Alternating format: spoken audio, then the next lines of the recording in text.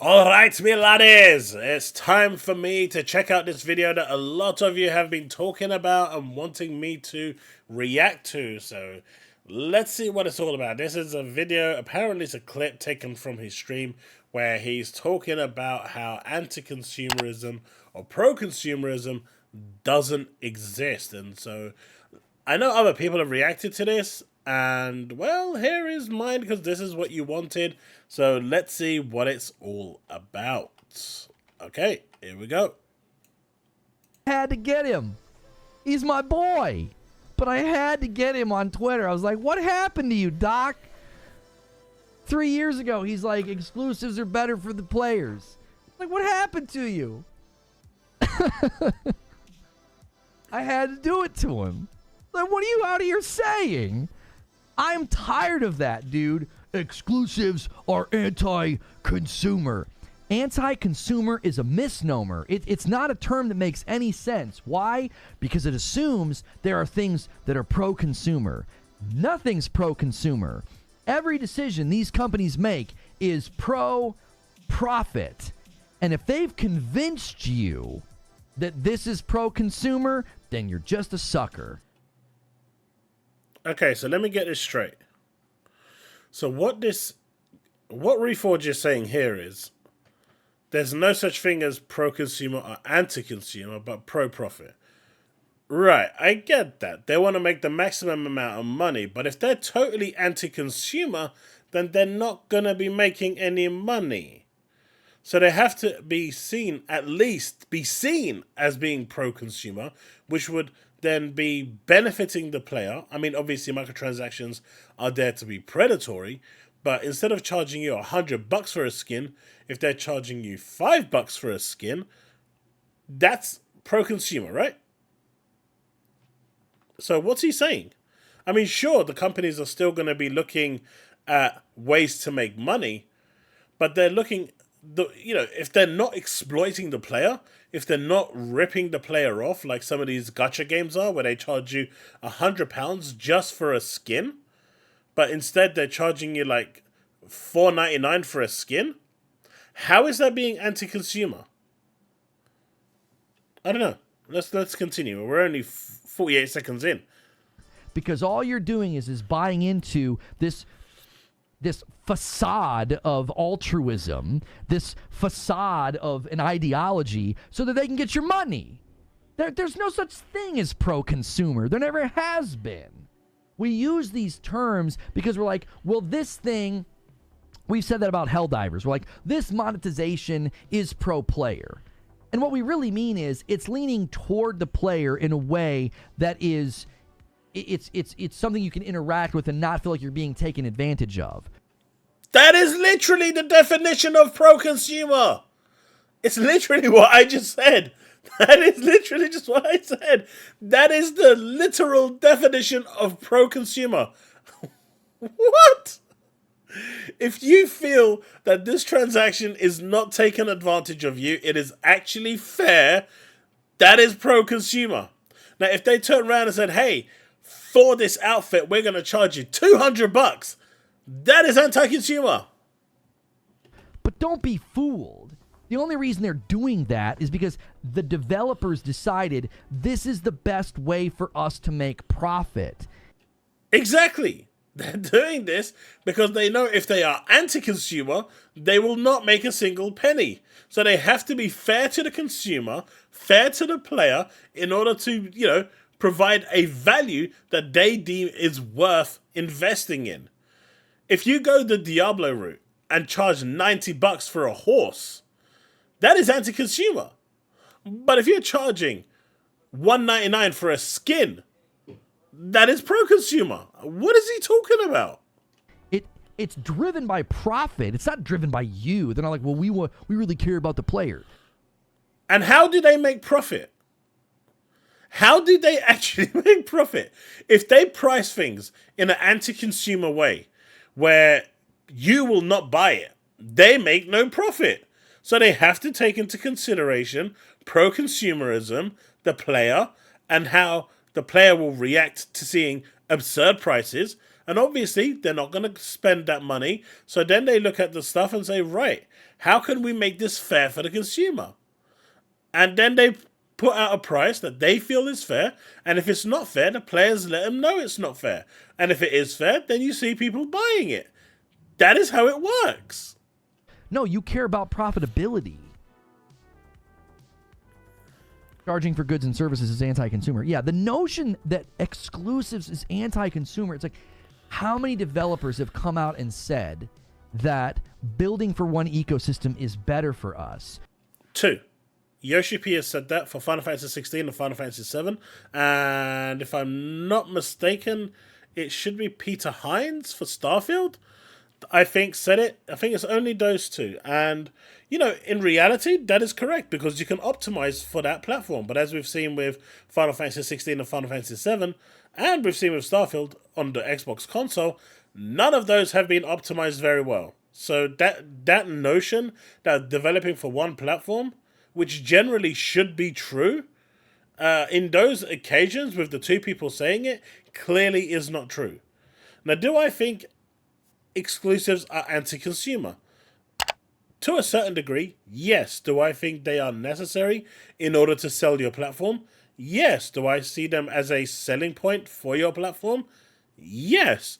Do I think they are all bad? No, I don't. I know some people might not like that, but the reality is exclusives are used as a bargaining chip to sell your platform. That is it. That is their literal purpose. Now, you know, you've got the saying, when everyone plays, we all win. That is Phil Spencer saying, and I know that's going to come up in the comments section. But the reality is, when everyone plays, the player base that's stuck on one platform loses. The one that's spending a lot of money on PC, they probably have a better chance of winning. And those that are playing on a single platform either are going to lose because their market share is going to shrink, or if they're expanding, like PlayStation's one is, then they're going to win. So it's a bit of a rough question, that one. But exclusives in general help your platform sell, help you gain a market share, and in turn, get you better games on your platform. It's really that simple. You get the product to market faster. It's better optimized. Final Fantasy 7, 16, and Starfield beg to differ. And it's easier on us as the developer. And you're like, it's anti-consumer. Shut up. Just shut up. I mean, in its literal sense, exclusives are anti-consumer. There's no 2 ways about it. It is. But I see the benefits of it as well. I mean, even Satya Nadella said in the FTC court, I don't like exclusives, but I understand why they exist in the console world. And if our competitors are doing it to gain an advantage, we also have to do it.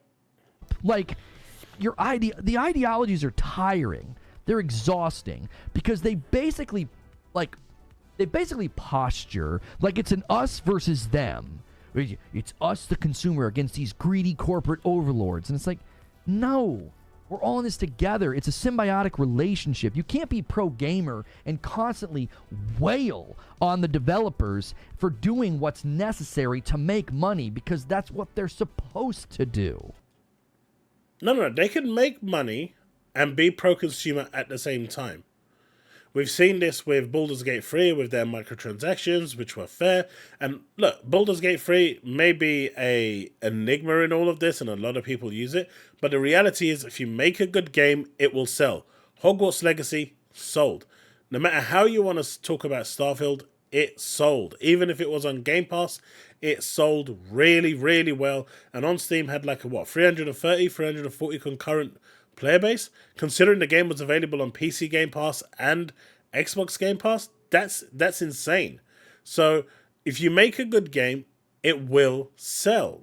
That's just the bottom line.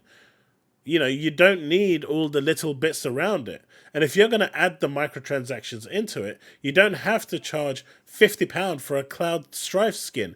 You can charge £5 and make 50 sales instead of 2 sales at £50. You see what I mean? Maybe in the grand total that £250 sales will make more, but so many other players are missing out. It's anti-consumer.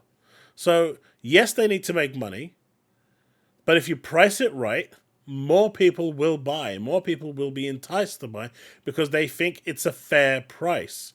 But if you price it too high, like say a gacha game that I'm playing where they charge £100 for a skin, that's way too much. I don't spend a single dime buying a single skin. If they put the skins at $5-10, I would buy it. And at Christmas they put a skin at $8, I bought it. But at £100, I will never, in a million years, pay $100 for a skin, even if I won the lottery.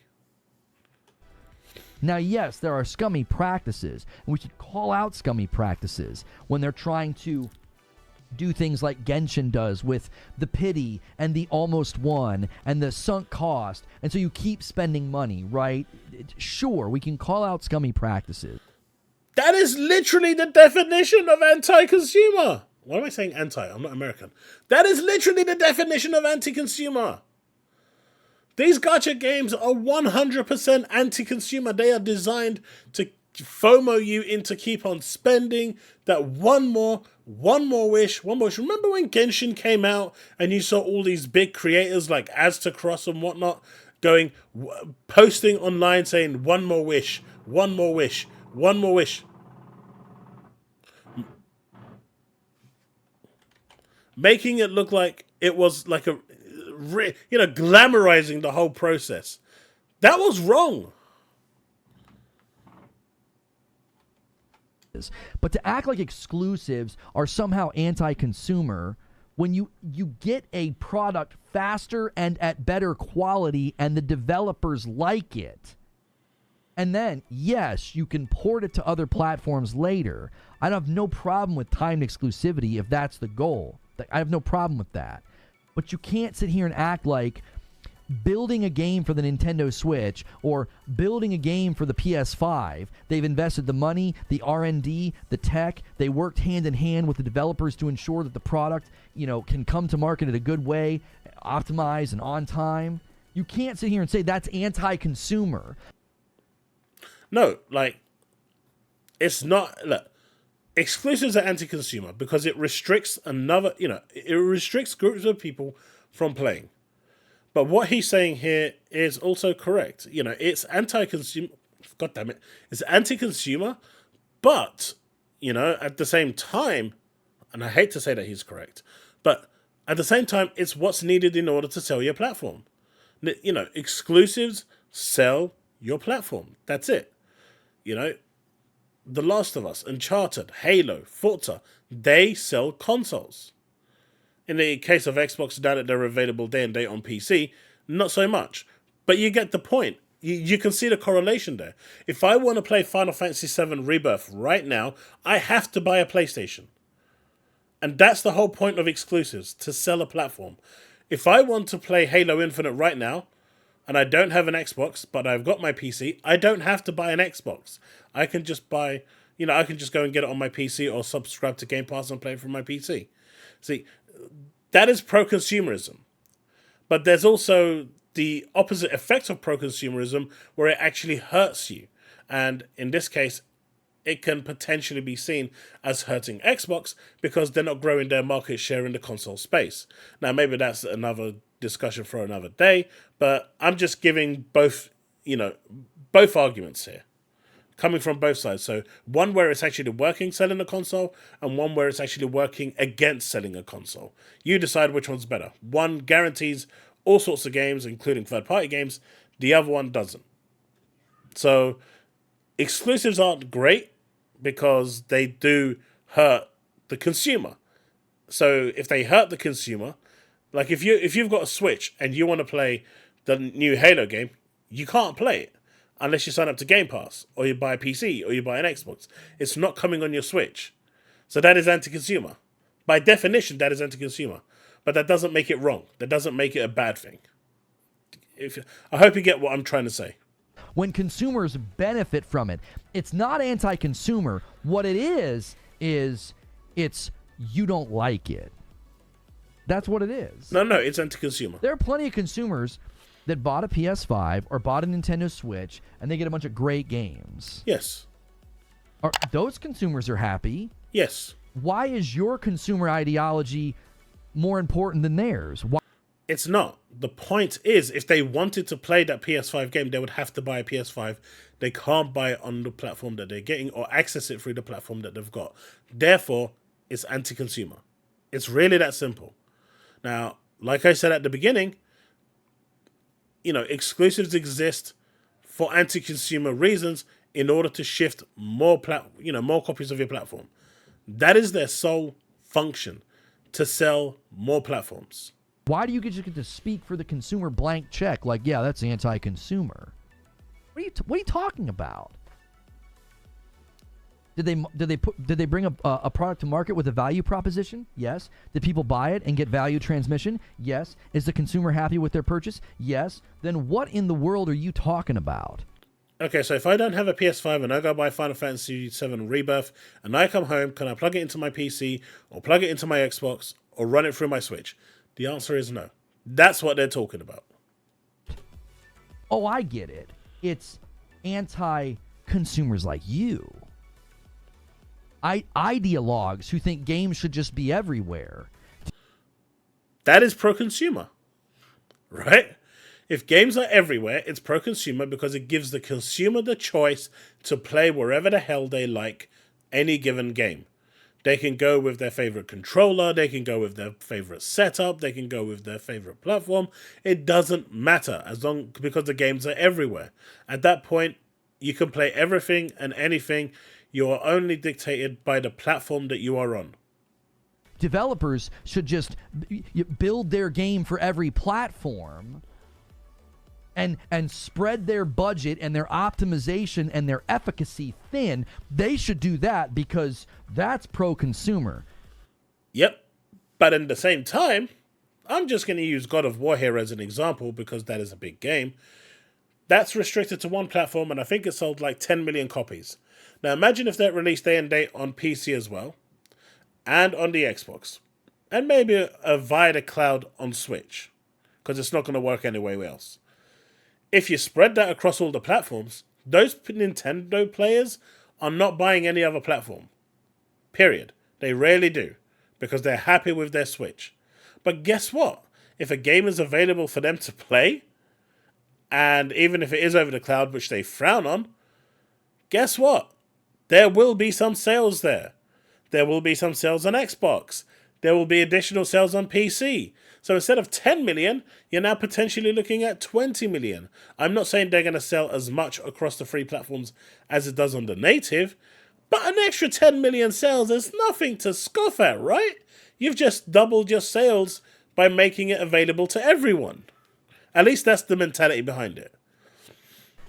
Yes, it's so great to get multi-plat titles that were clearly not ready for launch but had to come to market anyway because eventually you got to crap or get off the pot, and we get games that aren't even ready for launch. And that is management's problem. That is bad management. Why is that? Why is that our fault? Why is that the consumer's fault? At the end of the day, if management cannot project manage their work, that is on them. Look at Anthem. That project was in development for 7 years. Before they even started, they were stuck in decision hell for 7 years. The developers found out what Anthem was at E3, right? They didn't even know because it was secretly developed in a locked room by people who were struck under NDA who couldn't say a damn thing. The team was so small that if one of them spoke, they would know who it was. So they were sworn to secrecy. And this demo was created outside of the development team's knowledge, right? It's crazy, but that's what happens. That is bad management. You look at other projects and you see, like Redfall, the developers said that this isn't going the way we want. ZeniMax CEO at the time wanted it to be a live service. The developers were saying, well, this isn't what it's designed for. The core of the game isn't designed for that. The framework, the network isn't there yet. Isn't there. We didn't design it with that. He said, I don't care. I want it to be this. And so they had to develop it in that way. And then they wanted to tell Phil. And they were gagged by the ZeniMax CEO. And they were threatened with their jobs. And so they couldn't talk to Phil because no one wants to be fired. Of course, Phil should have actually had actual knowledge of what the hell was going on within his own company. So the buck stops with him there. I'm not shifting it. But again, it stops with the management. It's always the management that is the problem here. You will occasionally get rubbish developers, but generally the buck stops with the management. They are the ones that manage the projects, time manage the projects, supply the resources, the tools necessary to do the job. And it is their responsibility to make sure that the game comes to market in a complete position. As someone who's worked in the game industry, and I see this time and time again, now that I'm out of the industry, when I talk to friends and whatnot, it's always the same thing. If a game comes out, they keep telling me as well, this game isn't ready to come out, but we're having to push it out because of X, Y, and Z reason. We don't have enough time. We've told them it's not ready, but we're still having to go live with it. Because management screws up, and it's always management. At the end of the day, the buck stops with them, not with the developers. So stop blaming the developers, Reforge. Like Jedi Survivor. That's great. Yes, let's all stand and just raise a flag for that nonsense. Because everybody talks out of both sides of their mouth, like, these budgets are so big, they're not sustainable. But then you want companies to basically expand the product's reach, expand the budget, spread everything all the way out, and do multi-plat every single time they launch a title. But they also better not charge any more money. There's a difference between spending 300 million on one game, on one platform, and 300 million on 4 platforms, where your revenue return could be double or triple of what you're expecting to come in from a single platform. Big difference. As for the notion of increasing prices, I can tell you from my perspective, I know someone in chats yesterday in my stream said that they're still buying games left, right, and center, and that's fine. If you're wealthy and you've got an amazingly paid job, that's perfectly okay. You don't value money. That's perfectly fine. But for the rest of us who aren't in a, £100,000 job a year, and we're less than 50k, some are less than 40k, some are in there like 25ks and 20ks. Some people work at McDonald's and whatnot. They can't be affording to go in to spend £100 for a game. At £50, they'll be alright, I can go and buy that. At £100, if there's 2 or 3 games that they want, they turn around and go, you know what? At this point, I can only afford one, so 2 other publishers lose out. Or even then, they'll turn around and say, right, I'm going to have to wait until these prices drop to about 50% or even less, go on a crazy sale, and then buy them. And so they don't even buy them day one. So the first week metrics that is really important for a publisher is hugely damaged.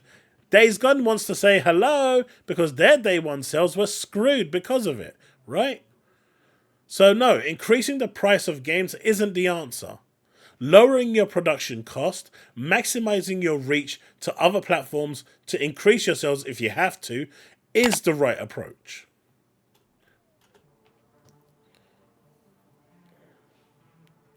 It's anti-consumer because it's making me spend more money, and I don't want to spend more money. I like money. I want to keep it, and I still have the things. Right? You can't have your cake and eat it too. Where does the saying come from? Because I'm having cake today, and I'm going to eat it too.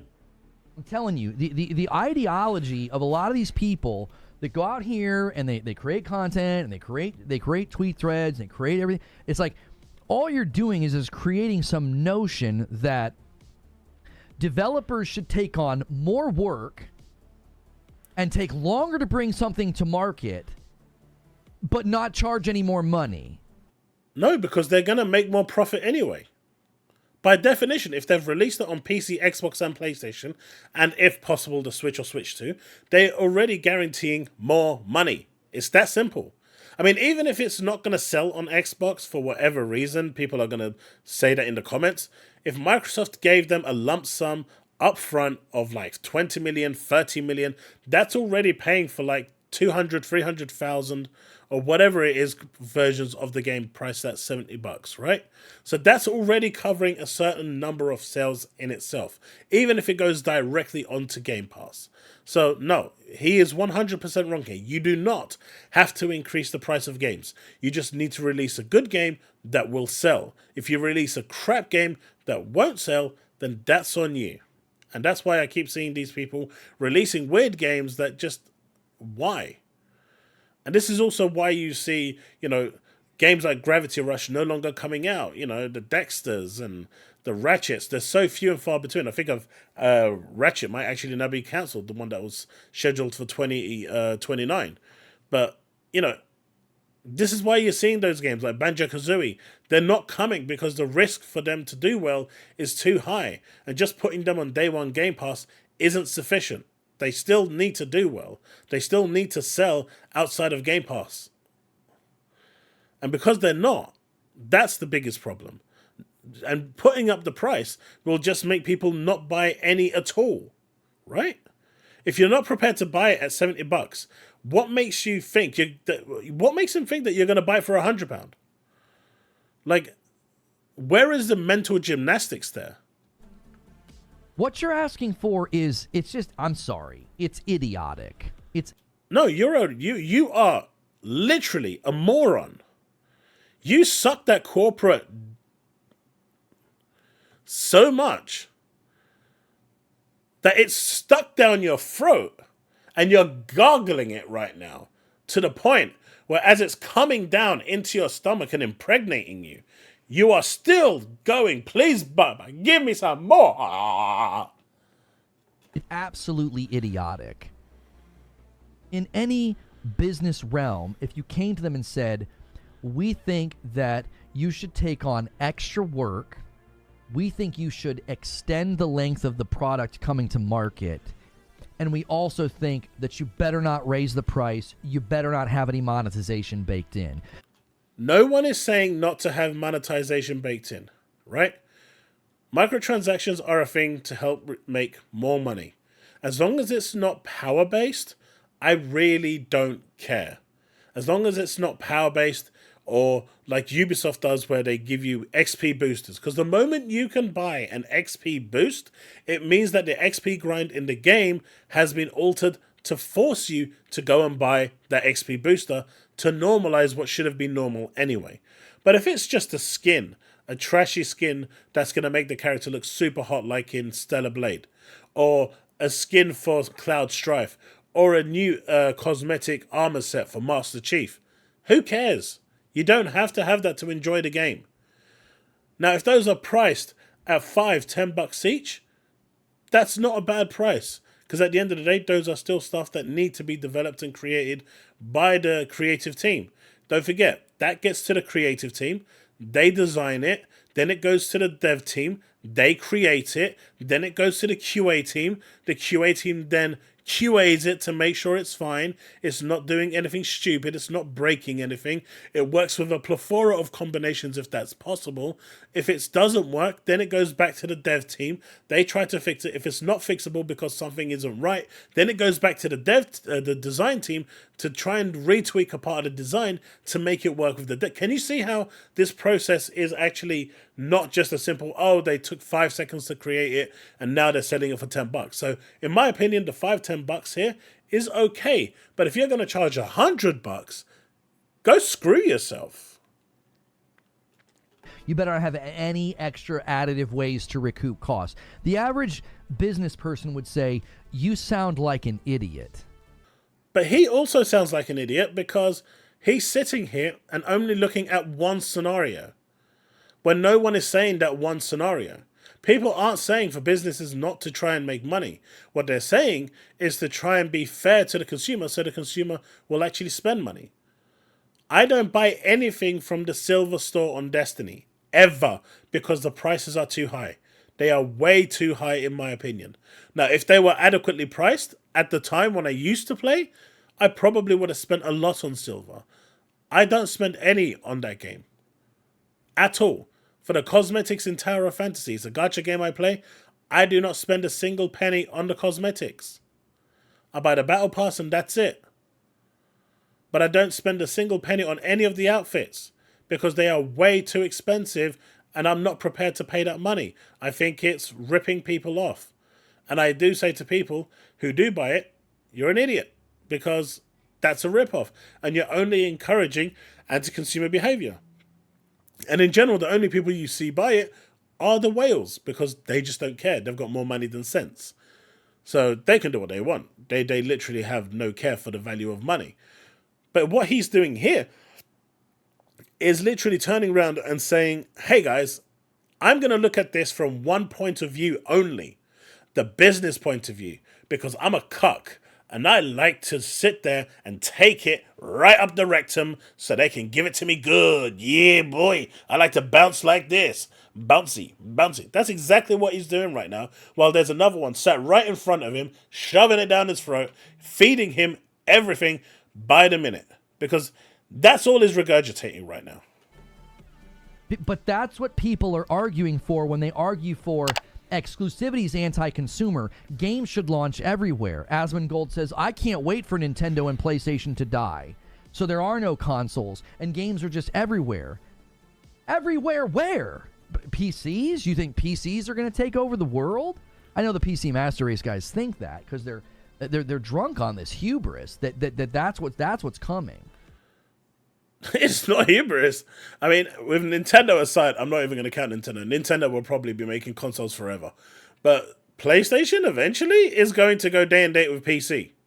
And when that happens, you're going to see a nice shift into PC. Because now that Xbox has gone to PC, and you're going to slowly see Sony doing the same, you know, Sony probably will still have their consoles for the next 2 generations, but I don't see them having a console after the next 2 generations. The same with Xbox. I think both of them will we can see Xbox transitioning next generation to a handheld device. I don't think Sony's there yet. I think they're going to release another home console, and then for the following generation, start transitioning to a handheld device for their next console, kind of like a docked situation that Xbox is doing this time. And I think that's going to be the way forward. All 3 platforms are going to have like a mobile version of their console, while everything's going to be day and date on PC as well, except for Nintendo.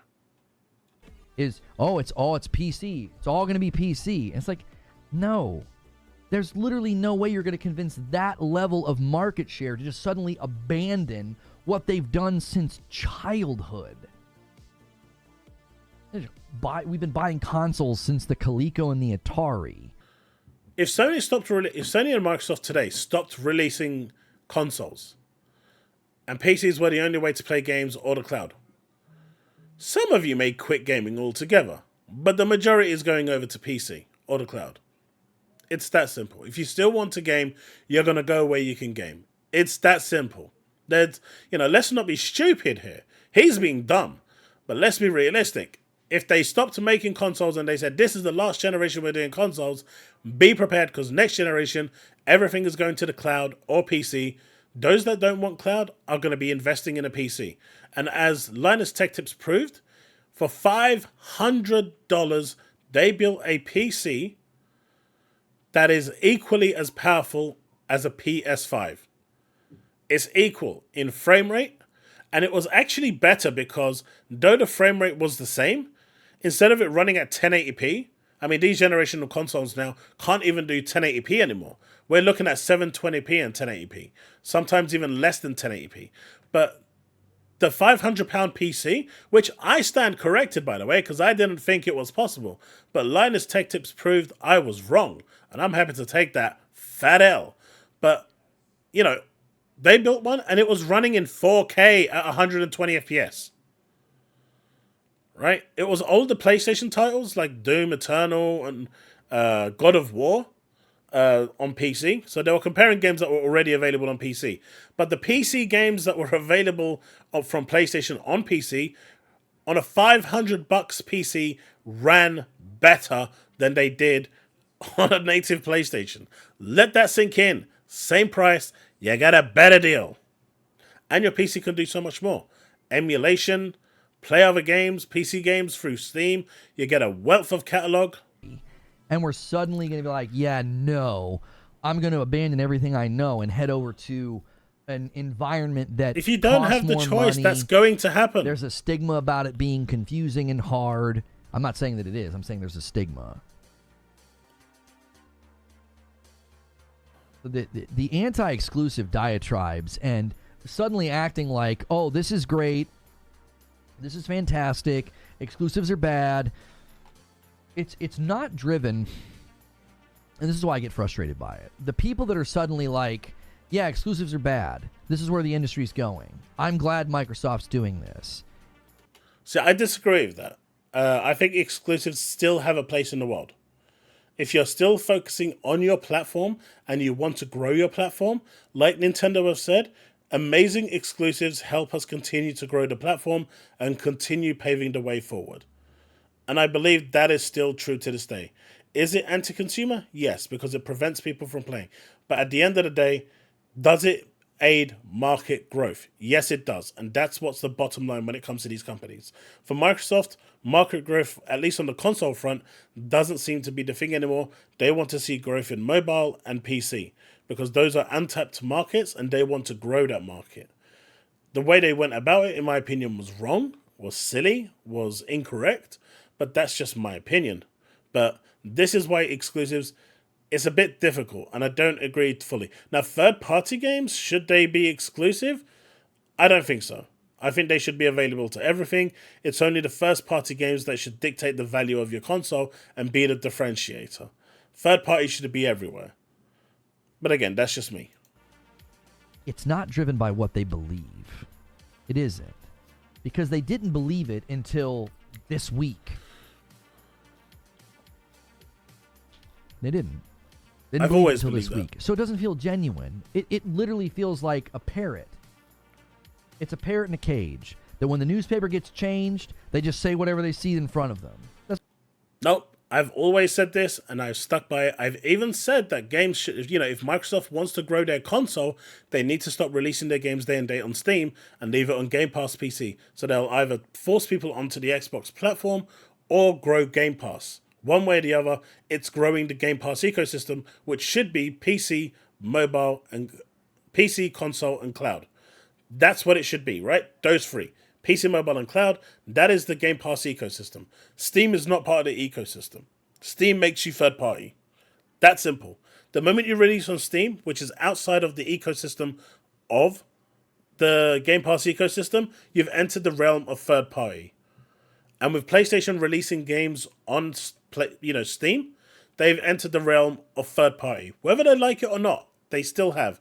They're just doing it in a delayed way so they can get more profits and try and sell more consoles, which is what Microsoft should have done in the first place. That's what it feels like. It just feels like a parrot. It's like you're just parroting. You're not... I want to know what you think. What do you think? I've just told you what I think. You know what I think. I don't... This is what I think. People can make fun of me. People can put me in clips. You can put me in videos. I don't care. It's what I think. He absolutely does care because he blocks everyone that makes fun of him.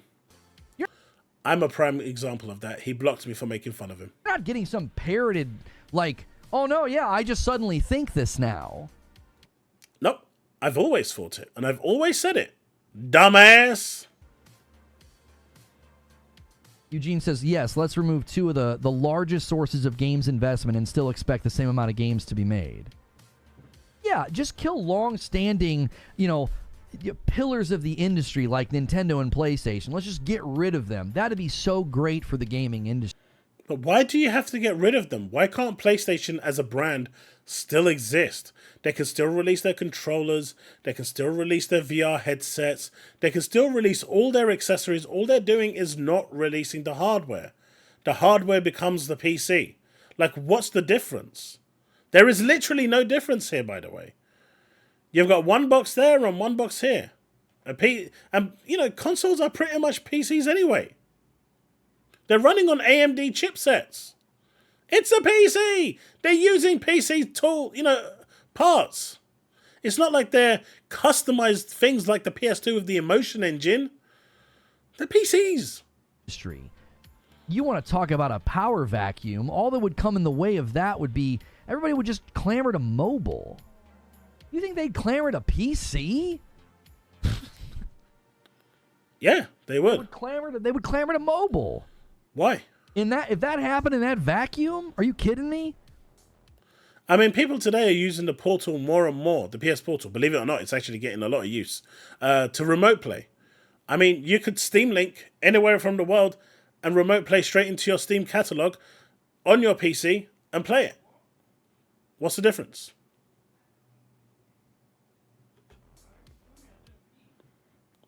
Well, I think this guy is a massive L, and yeah, this is stupid. Absolutely beyond stupid. And yeah, this is just a colossal joke. Absolute colossal joke. Anyway, folks, the video's gone on long enough. Let me know what you think in the comment section below, and let's have that discussion. I know it's a long one, so I hope you do find it. I hope you've enjoyed it. Take it easy, and I'll see you in the next one.